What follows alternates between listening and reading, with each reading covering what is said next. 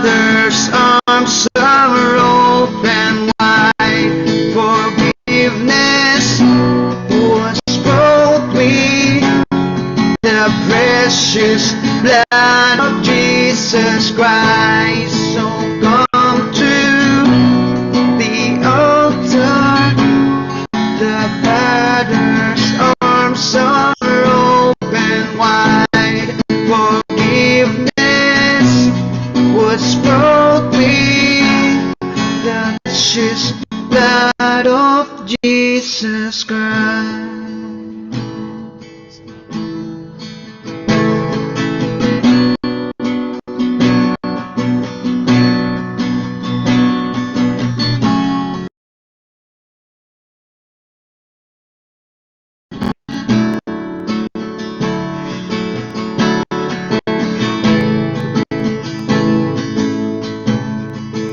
Oh, what a Savior! Is He wonderful? Sing hallelujah! Christ is risen.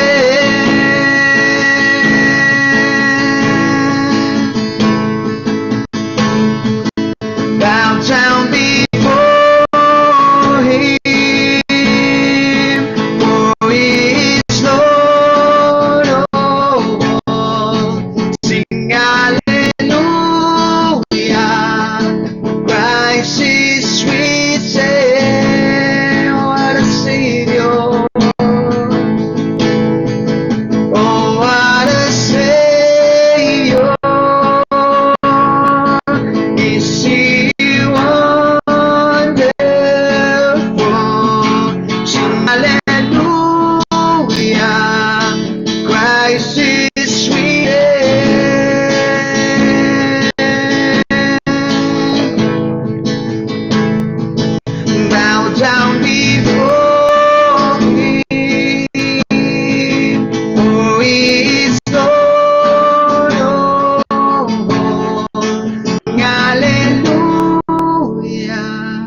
Christ is risen.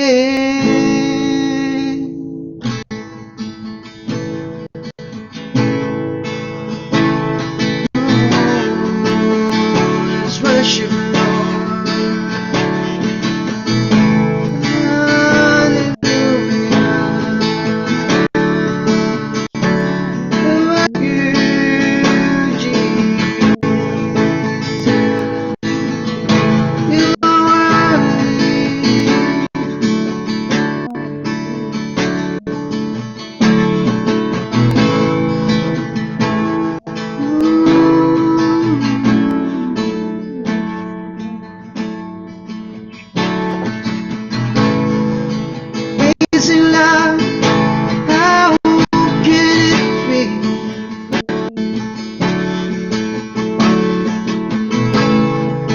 You're my King, you died for me.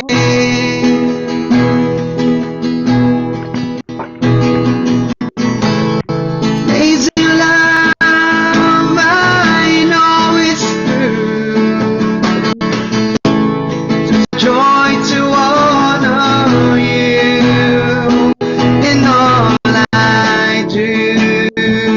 I honor you, amazing love. Amazing love, how can it be? You're my King, you died for me. Amazing love, I know it's true. And it's my joy to honor you in all I do. I honor you.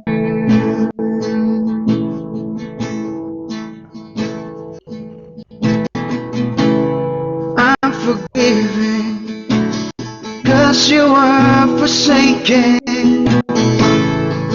I'm accepted, you were condemned.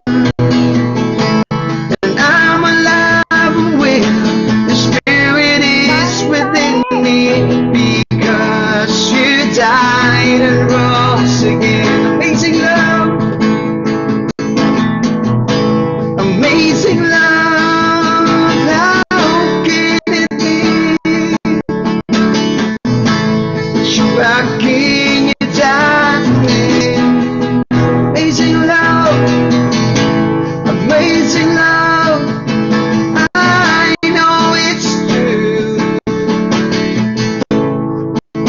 joy to honor you in all I do. I honor you. Amazing love, amazing love. I know it is. You're my King, you died for me. Amazing love, amazing love. I know it's true. It is my joy to honor you in all I do. I honor you. You are my King. You are my King. You are my. You are my King, Jesus. Jesus, you are my King. Jesus, you are my King. Jesus, Jesus, you are my King. Jesus, proclaim the Lord.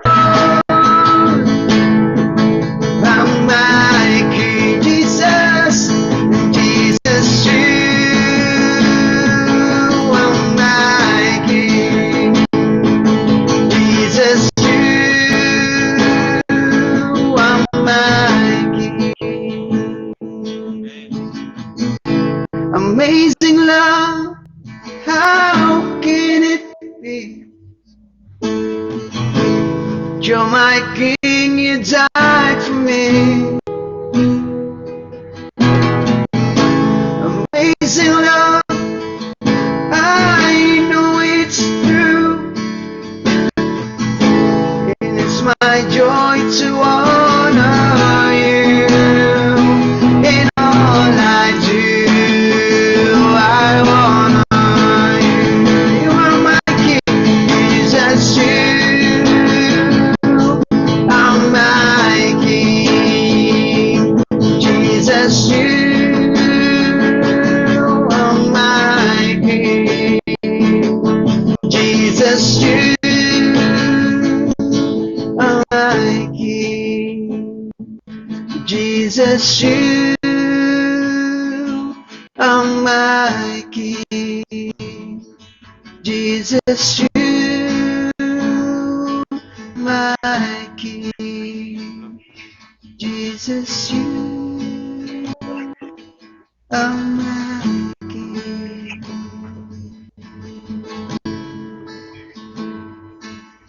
Yes, Heavenly Father, truly God, you are my King. You are the King of Kings, Lord of Lords. We worship you tonight. We glorify your name. We lift you up in this night. You are worthy to be praised, to be honored. We worship you. We glorify your name, Jesus. Hallelujah.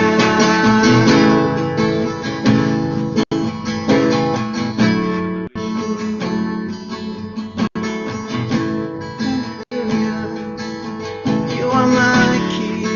You are my King. You are my King. You are my King. You are my King. Proclaim the Lord. You are my King. Jesus, Jesus. You are my King.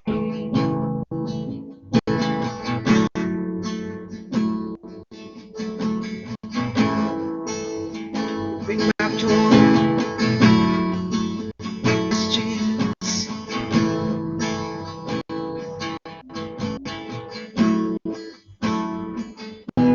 Amen. Amen. Amen. Hallelujah. Praise the Lord. He is our King of Kings. Amen. Hallelujah. When he's walking the street, everybody has told, Hosanna, Hosanna, the King of Kings is walking in the street. Hallelujah. In our life, he has come into us. He's our King of Kings. He is chosen as as a princess. He has chosen us as a children of Him. So we need to praise Him, our King of Kings. Amen. Praise the Lord. Thank you, brother. This is time for our meditation of our first word.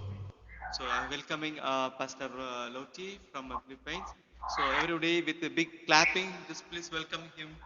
Praise the Lord. Hallelujah. Thank you. It's time for our meditation. Thank you, Paul.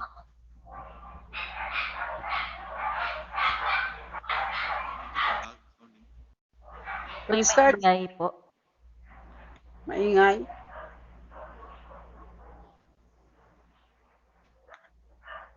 Mag-start na tayo sa Word of God. Yes po. Okay. So, ang topic natin yan is about forgiveness. Yun ang announce sa akin na first word of the seven last word of God. It's all about forgiveness. Let's open our Bible to Luke 23:34.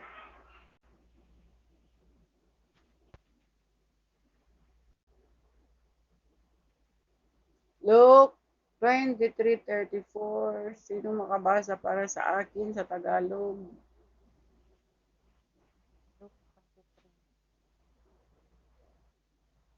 May ano kayo dyan? Apo.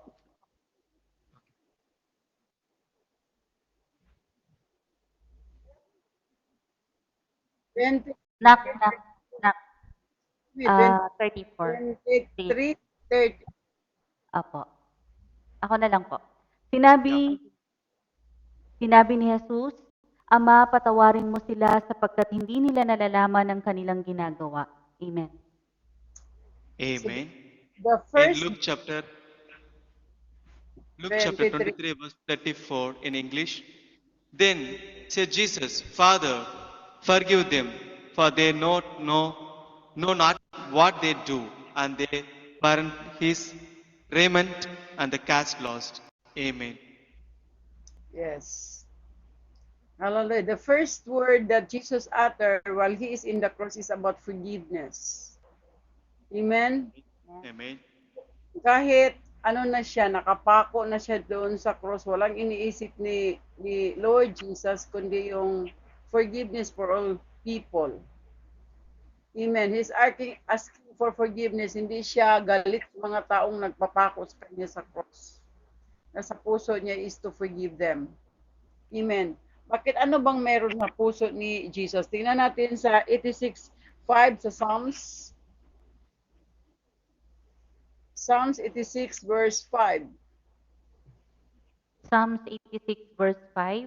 Hmm. Mapagpatawad ka at napakabuti, sa dumadalangin at sa nagsisisi, ang iyong pag-ibig ay mananatili. Amen. Amen. Sabi dito, 86:5 sa NLT, I'm reading from NLT. Oh Lord, you are so good, so ready to forgive, so full of unfailing love for all who ask for your help. Amen. So, God is so good, so ready to forgive. Ang hinihintay lang talaga niya ang tao ay lumalapit para humingi ng kapatawaran. Amen. Kasi wala kasing kasalanan na hindi pwedeng i-forgive kung si Jesus na ang kung si Jesus ang pag-uusapan natin. Lahat ng kasalanan kaya niya i-forgive. Only if we ask for forgiveness. Because of His love, He is ready to forgive. Ganon ang klase ng love meron si Jesus. When He loved people, He expresses it through forgiveness. Amen. Sana ganoon din tayo as a follower of Jesus Christ, a learner of Jesus Christ. We must learn to forgive other people. Amen. Kasi ang barometer kasi sa forgiveness na ibibigay ni God the Father sa atin is kung paano tayo mag-forgive to other people. Ganoon ang barometer. Para bang yun ang ano man kung panukat, yes, that's it. Panukat, yun ang panukat ni Lord sa forgiveness na ibibigay niya sa atin kung paano tayo mag-forgive sa ibang tao na nagkasala sa atin. din ang gagawin ni Lord sa bawat isa sa atin. Kaya importante sa atin as a Christian to be, hallelujah, laging nag-forgive sa lahat ng nagkasala sa atin. Psalm 65:3, Psalm 65:3. verse 3. It says, bunga nitong pagkukulang, kaya kami nalulupig, gayon paman, patawad mo'y amin pa rin nakakamit. Amen. Amen. Hallelujah. Though we are overwhelmed by our sins, you forgive them all. Tingnan mo ang heart ni Lord. Overwhelmed, punong-puno tayo ng kasalanan, but still, He forgive all of our sins. Ganon talaga magmahal si Lord. Grabe talaga si Lord. Isaiah 1:18.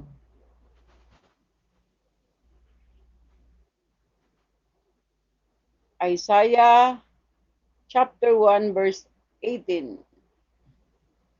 Isaiah chapter 1 verse 18. Hali kayo at tayo'y magpaliwanagan, sabi ni Yahweh. Gaano man kapula ang inyong mga kasalanan, kayo'y aking papuputiin tulad ng yelo o bulak. Amen. Amen. Sabi niya, come, let's settle this. Para bang, halika dito, usap nga tayo. Parang ganun bang invitation ni Lord. Halika ka dito, usap tayo. Ano bang problema mo? Kasalanan? Parang ganun, no? Kung para bang kung tao ang nakipag-usap sa iyo, para bang ganun, bakit malungkot ka diyan? Ano bang problema mo? Parang ganun, no? Come now, let's settle this. Let's settle, ano bang problema mo? Kasalanan? Lumapit ka lang kay Jesus. Kasi si Jesus ay marunong magpatawad. At kung si Jesus magbigay ng patawad, hindi na niya ron maala-ala. He forgive and forgets. Tingnan mo nga sabi nga dito, though your sins are like scarlet, I will make them white as snow. So para bang wala ng trace ng kasalanan mo kasi yung red at saka white, contrast yun eh. Diba? Contrast yun. Paano mo hindi makikita yung pula kung ililagay mo sa white?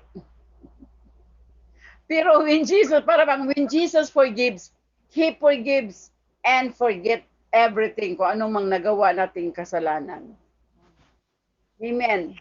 Kaya tayo as Christians, when we say we forgive, we also forgive. Amen. Kaya we choose to forgive. Kasi kung hindi mo i-choose ang forgiveness, if you follow your feelings, talagang hindi ka talaga makapagbigay ng forgiveness. Amen? Kasi masakit pa eh. Paano ko ibibigay ng forgiveness sa ginawa niya sa akin? Masakit pa eh. Kaya sabi ni Lord, walk by faith, not by feelings. Kasi ma-overcome ka sa sa kasalanan pag lagi kang nagwo-walk by feelings. Pero kung by faith ang paglalakad mo in serving the Lord, magagawa mo talaga ang imposible. 'Di ba? Siguro sabihin mo, plastic naman ako atuliote kung sasabihin kong I forgive them, pero nandoon pa rin ang kanang galit. Hindi man yun plastic. You only choose to obey what God wants. Kasi, sasabihin ko ulit, we walk by faith and not by feelings. Amen. Kaya pag mag-release ka ng forgiveness, you are doing what God wants in your life. Kasi ikaw din ang makaginansya ba? Mag-profit sa forgiveness at bibigay mo. Kasi pag mayroon kang unforgiveness, para bang hindi ka makatulog, hindi ka makakain, walang saya sa mukha mo. No? Pero tingnan mo, pag kung mag-release ka ng forgiveness, kahit yung feelings mo ayaw, pero you choose to forgive the person who hurt you most, lalo na yung kung sinong mahal mo, yun pang laging na nagbibigay ng sakit sa puso mo, o ano ba yan? No? Kung sino pa yung love mo, yun pang laging nagbibigay ng sa'yo. Nag-hurt ba ng feelings mo? Na-allow lang yan ni Lord para hindi ka mag-walk by feelings. You must choose to walk by faith. Amen. Amen. So anong gagawin ni Lord na naman sa atin? Ezekiel 36:25-27. Para talaga makapag-forgive tayo. Ezekiel 36:25-27. 25-27. Wiwisikan ko kayo ng tubig na dalisay upang kayo'y luminis. Aalisin ko rin ang naging mansya ninyo dahil sa inyong mga Diyos-Diyosan. Bibigyan ko kayo ng bagong puso at bagong espiritu. Ang masuwayin ninyong puso ay gagawin kong pusong masunurin. Bibigyan ko kayo ng aking espiritu upang makalakad kayo ayon sa aking mga tuntunin at masunod ninyong mabuti ang aking mga utos. Amen. Amen. So anong gagawin ni Lord para talaga makapagbigay tayo ng ng forgiveness? God will give us a new heart. Oh, hallelujah. So may operation pa na gagawin si Lord sa mga puso natin kasi new heart na eh. Sa 26 and 25 muna, and I will sprinkle clean water on you and you will be clean. Sprinkle water on you. Ang water dito is the word of God. Amen. Talagang bibigyan ka ni Lord ng word from Him para magawa mo ang mga hindi mo magawa. Amen. Your filth will wash away and you will no longer worship idols. So kung ano mang mancha sa Tagalog, ano mang stain nandoon sa puso mo. Sabi dito, worship idols. Kasi yung worship idols dito, hindi yung idols talaga na graven image. Para bang ang idols dito yung sarili mo. Kasi sabihin mo kasi mahal ko kasi yung sarili ko kaya enough na, tama na. No, di ba? Tama na, sobra na. Ginawa niya sa akin kaya ayaw ko talaga siyang patawarin. Then you are worshiping yourself. Ginawa mong idol yung sarili mo, hindi si Jesus. Kasi kung ginawa mo example, si Jesus talagang makapag-forgive ka. Amen? Akala kasi natin yung idol, yung lang graven image. Pero ang totoo, yung sarili natin, idol pa rin natin. Kaya ayaw nating mag-forgive. Kaya ang gagawin ni Lord, may operation of our heart. And I will give you a new heart and I will put a new spirit in you. Ano man yun? A new heart and a new spirit. Bagong puso. Kung ano mang laman ng puso mo noon, kung ano yung ka-hard, gagawin yun ni Lord na bago. I will take out your stony, stubborn heart and give you a tender, responsive heart. So, ibibigay niyang puso. Please read for me again sa 26. 26, bibigyan ko kayo ng bagong puso at bagong espiritu. Ang masuwayin ninyong puso ay gagawin kong pusong masunurin. Amen. Amen. Masuwaying puso. Andito sa English talagang stony, stubborn heart. Sobrang gahi, no? Bato kasi. Naging bato na yung puso mo. Hallelujah. Kaya sabi ni Lord, opera na ko ang puso mo. Gagawin ko yung tender at saka responsive doon sa Word of God. Amen? Kaya nang naborn again tayo, hindi, nagbago na rin yung pintig ng mga puso natin. Amen? Bago na ang heartbeat. Hindi na yung sarili natin ang ating tinitingnan. Ang tinitingnan natin is, ano kaya ang ikalipay ni Lord? Ano man yun sa Tagalog? Ano yung na gagalak ni Lord? No? Yun ba? What will make Jesus happy in my life? So, hindi na ang center ng sarili mo. Si Jesus na kasi nandun. Sabi nito, and I will put my spirit in you so that you will follow my decrees and be careful to obey my regulations. So you have a new spirit within us. Amen. Amen. Kasi noon, gusto naman talaga nating sumunod noon kay Lord. Kaya lang wala tayong power to overcome sin kasi. Kaya hindi natin magawa yung gusto nating gawin. But now that we are in Jesus, we belong to Jesus, we have a new spirit. The spirit of Jesus na marunong magpatawad. Kahit nakalansang, nakapako siya doon sa cross, patawad pa rin nasa isip niya. Amen. Amen. Hallelujah. Matthew 6:14-15. Matthew 6. 14 and 15. Matthew Mat 6. Matthew 6:14-15, sapagkat kung pinapatawad ninyo ang mga nagkakasala sa inyo, patatawarin din kayo ng inyong Ama na nasa langit. Ngunit kung hindi ninyo pinapatawad ang iba, hindi rin naman patatawarin ng inyong Ama ang inyong mga kasalanan. Amen. Amen. So, if you forgive those who sin against you, your heavenly Father will forgive you. But if you Amen. refuse to forgive others, your Father will not forgive your sins.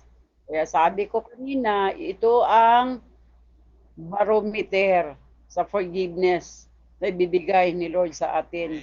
Kung paano ka magbigay ng forgiveness sa ibang tao na nagkasala sa iyo, ganon din pag magkasala ka kay Lord.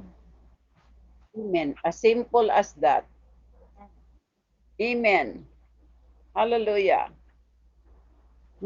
Matthew 8, 1-30. Matthew chapter 18 verses 21 to 35. Yes. Lumapit si Pedro at nagtanong kay Jesus, Panginoon, ilang beses ko po bang patatawaran ang kapatid kong paulit-ulit na nagkakasala sa akin? 7 beses po ba? Sinagot siya ni Jesus, Hindi ko sinasabing 7 beses, kundi 70 ulit na 7, sapagkat Mm. ang kaharian ng langit ay katulad nito, ipinasya ng isang hari na hinga ng ulat ang kanyang mga alipin tungkol sa kanilang mga utang. Unang dinala sa kanya ang aliping may utang na milyong-milyong piso dahil sa siya'y walang maibayad. Iniutos ng hari na ipigbili siya at pati ang kanyang asawa, mga anak at lahat ng kanyang ari-arian upang siya'y makabayad.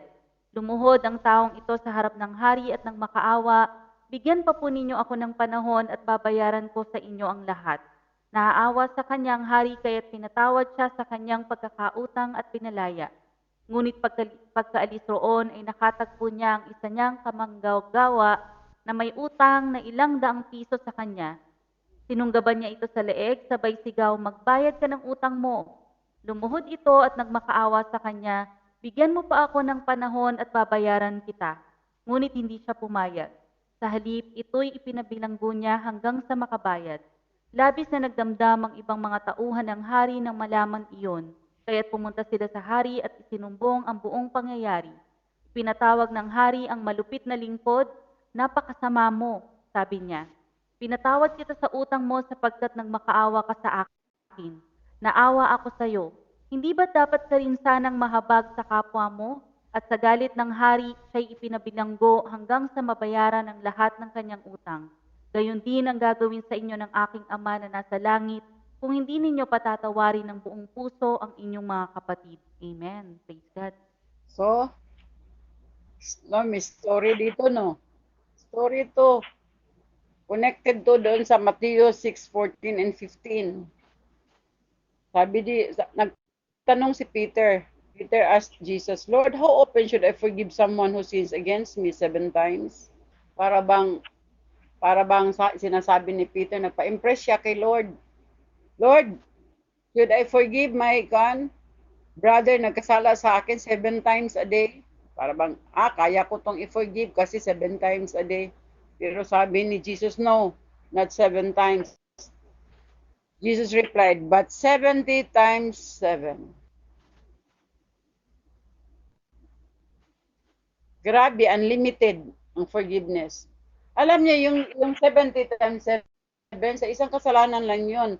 So, i-multiply mo yung 70 times 7.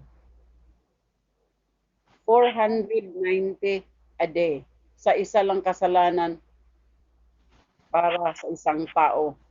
Amen. Hindi yun lahat ng kasalanan. isang kasalanan gagawin niya sa'yo a day, 490 times. Wala namang sigurong gagawa ng kasalanan 490 a day, the same kasalanan na gagawin sa'yo. No?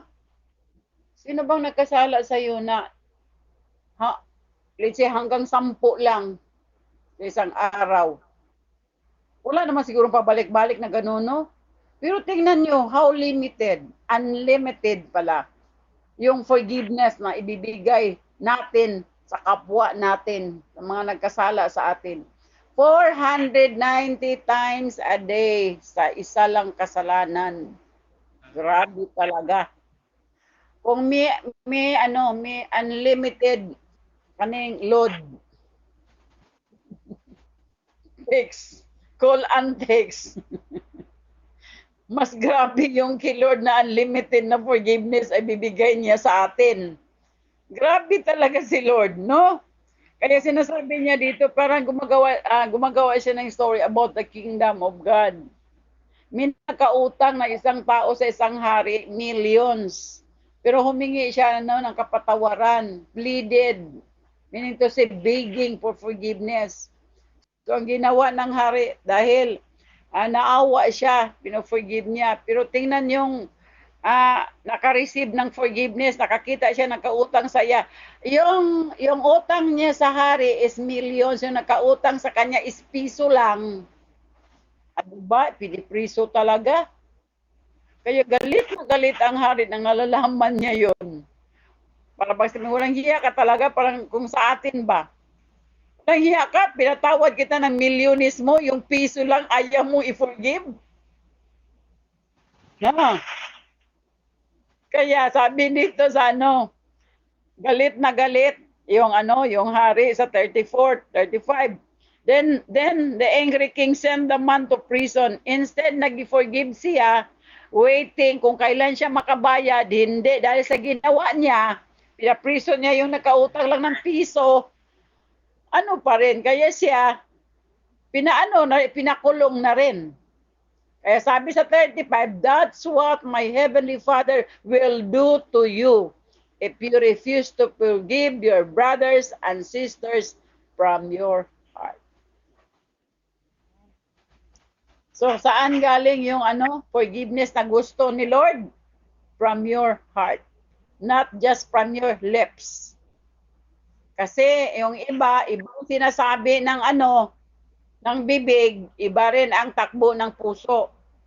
Kaya pinaklaro ni Lord, you must forgive from your heart. Amen. Amen. Hallelujah. Grabe talaga yung nakuha nating forgiveness ni Lord. Dami ng kasalanan natin, tapos yung nagkasala lang yung husband natin or mga mahal natin sa buhay. Pabalik-balik pa naman. Repeat again and again. Kahit ang tagal nang nag-ask ng forgiveness 10 years ago. Pero pag magkasala, ganoon pa rin ang dialogue mo. So meaning to say, hindi mo talaga pino-forgive by heart. Kasi pabalik-balik eh. Amen? Amen. Amen. Colossians 3:13. Colossians chapter 3, Verse 13. Magpasensya kayo sa isa't isa at magpatawad kayo kung may hinanakit kayo kanino man. Magpatawad kayo gaya ng pagpapatawad sa inyo ng Panginoon. Amen. Amen. Hallelujah. Make allowance for each other's faults. Make allowance, meaning to say, para bang kung bibigyan mo ng allowance, mas sobra pa sa hinihingi niyang kapatawaran. Kasi may allowance pa, di ba? Maghingi ka ng pangbayad ng school. Tapos bibigyan ka ng papa or mama mo ng pangbayad, may allowance ka pa. Sa pa sobra-sobra pa doon sa hiningi mo. Ganon ang gusto ni Lord. May allowance sa puso natin sa mga taong nagkasala sa atin. Amen. Huwag mong sasabing, punong-puno na talaga ako sa iyo, kaya akong mag-forgive. O punong-puno. Sabi ni Lord, wag mong sabing punong-puno. You must give an allowance pa dyan sa puso mo. I-enlarge mo yung puso mo. Hallelujah. Hindi ito enlargement of the heart na magkasakit tayo. Enlargement ito para unlimited yung forgiveness at bibigay natin sa lahat ng nagkasala sa atin. Sinabi niya, remember, alalahanin niyo, the Lord forgive you, so you must forgive others. Amen. Yun ang aalahanin natin palagi. We must always remember, forgiven lang tayo. Kaya tayo na belong to the kingdom of God because Jesus forgive us. Kaya dapat magbigay tayo ng allowance sa ibang nagkasala sa atin. Amen. Hello. Amen. 1 John 1, 5 to 10. Ano po? 1 John 1, 5 to 10. 1, 5 to 10. 1 John chapter 1 verses 5 to 10. Ito ang aming narinig sa kanyang anak at ipinapahayag naman namin sa inyo. Ang Diyos ay ilaw at walang anumang kadiliman sa kanya. Kung sinasabi nating tayo may pakikiisa sa kanya, ngunit namumuhay naman tayo sa kadiliman, nagsisinungaling tayo at hindi namumuhay ayon sa katotohanan. Ngunit kung namumuhay tayo ayon sa liwanag, gaya ng pananatili niya sa liwanag, tayo'y nagkakaisa at ang lahat ng ating kasalanan ay nililinis ng dugo ni Jesus na kanyang anak. Kung sinasabi nating tayo walang kasalanan, dinadaya natin ang ating sarili at wala sa atin ang katotohanan. Subalit kung ipinapahayag natin sa Diyos ang ating mga kasalanan, maaasahan nating patatawarin tayo ng Diyos sa mga ito at lilinisin tayo sa lahat ng ating kasalanan sapagkat siya'y tapat at matuwid.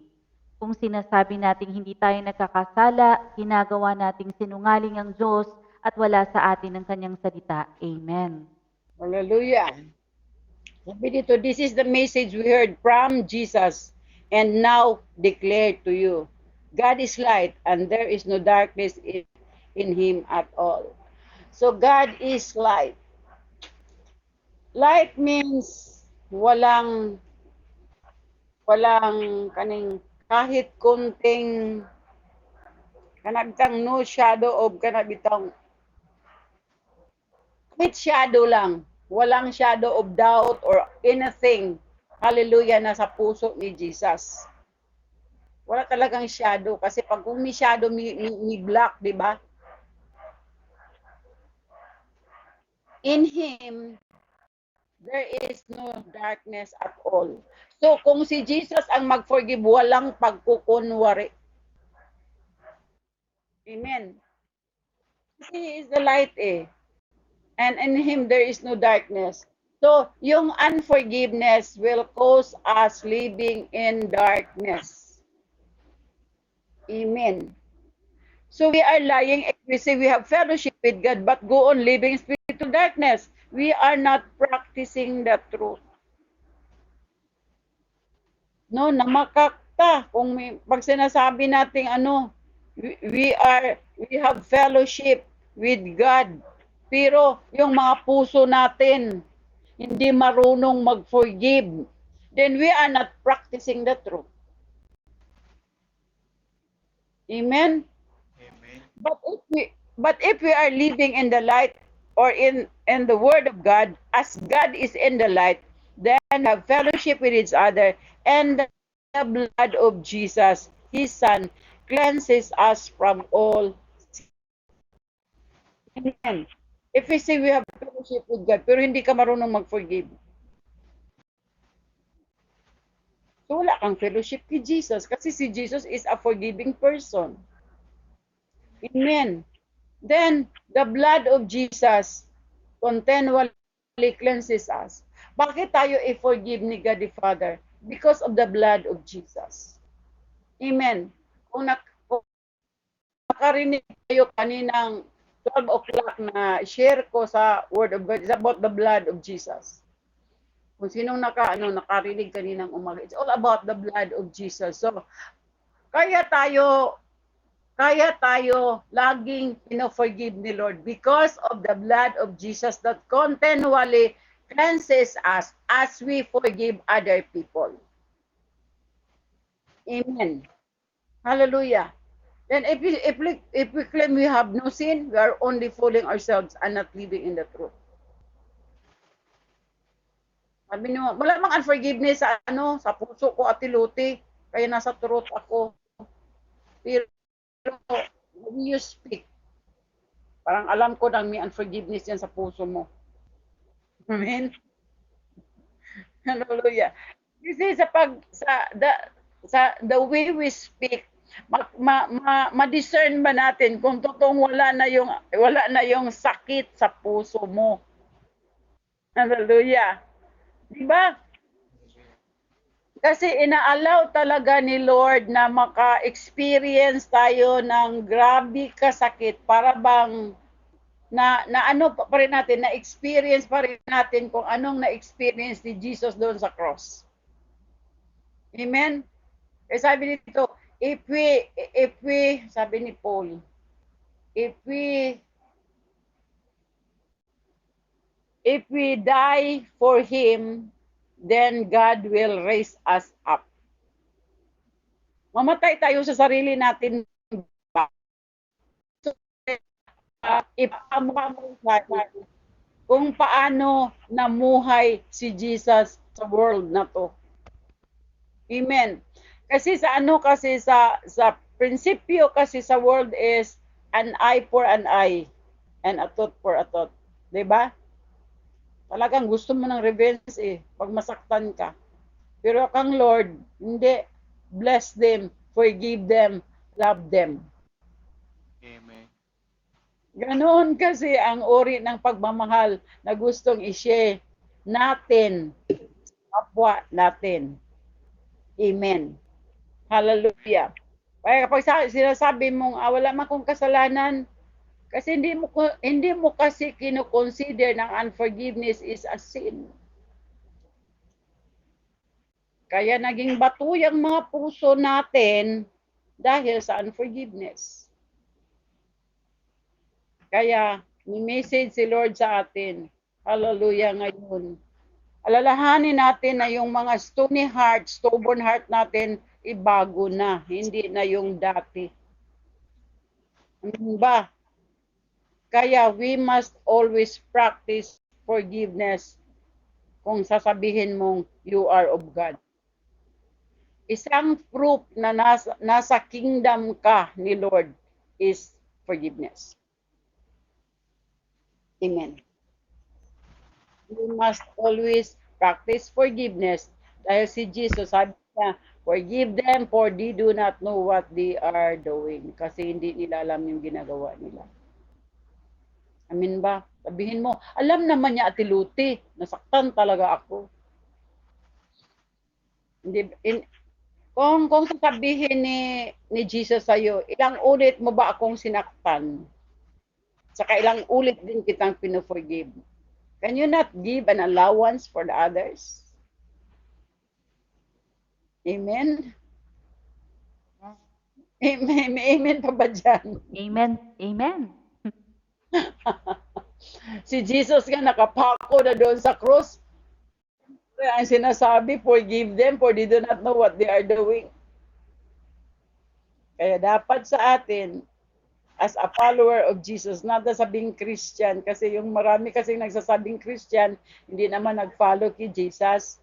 Kaya sabihin ko, as a follower of Jesus, ganon din ang sasabihin natin kung may nagkasala sa atin. Kahit anong sakit, anong ginagawa sa atin, no? Ganon pa rin ang nasa puso natin. Forgive them for they do not know what they are doing. Amen. Amen? Amen. So, nag-end yung ko sa first of the 7 last word of Jesus. Amen. Praise the Lord.